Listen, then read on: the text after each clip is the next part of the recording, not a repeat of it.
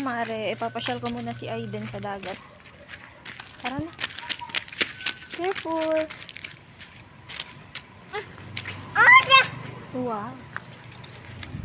Saan tayo pupunta, Daden? Oh, ay, wag yung balon. Dirty yan. Madumi na yan, anak. Tara na po.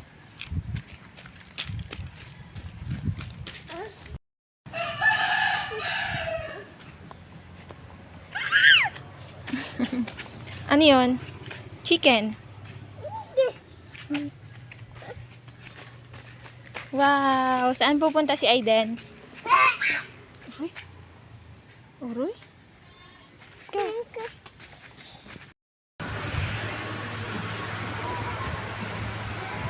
Bye. Then.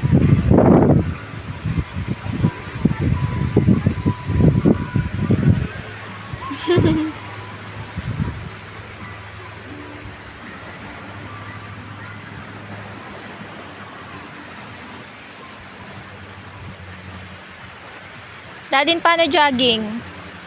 Patingin nga si mama ng jogging. Habang nasa dagat nga pala kami mga mare, ay nag-send ng video si Josawa habang siya ay nagtatrabaho. Ang gawa nga pala nila ngayon mga mare ay isang buong bubong ng truck. Lalagyan nila ng fiber dahil natulo daw, sabi ng may-ari. At kinahaponan naman mga mare ay pumunta ulit kami ng dagat dahil may pinsan ako na bumisita sa bahay. Ay nagyaya na pumunta ng dagat. Nilakad nga lang pala namin yan mga mare dahil walking distance lang naman yan sa bahay namin. Chan. Video. Hi, baby, hi. Arang video naman na ito mga mare ay kinaumagahan na pagkatapos namin kumain ni Aiden.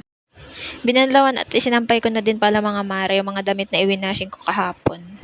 Hindi ko na nga pala natapos na isampay mga mare dahil si Aiden ay nagkukulit na, naglalandi na ng tubig. Mamaya ko na ulit yan maisasampay pagka natulog na rin batang are or pagka dumating na si Josawa. Sinubukan ko nga munang bigyan ng laruan si Aiden para matapos ko rin aking sampayin, kaya lang naghahanap na ng dede mga mare, kaya ayun di na din ako lumabas. Anyways, ang vlog natin for today hanggang dito na lang. Bukas ulit mga mare.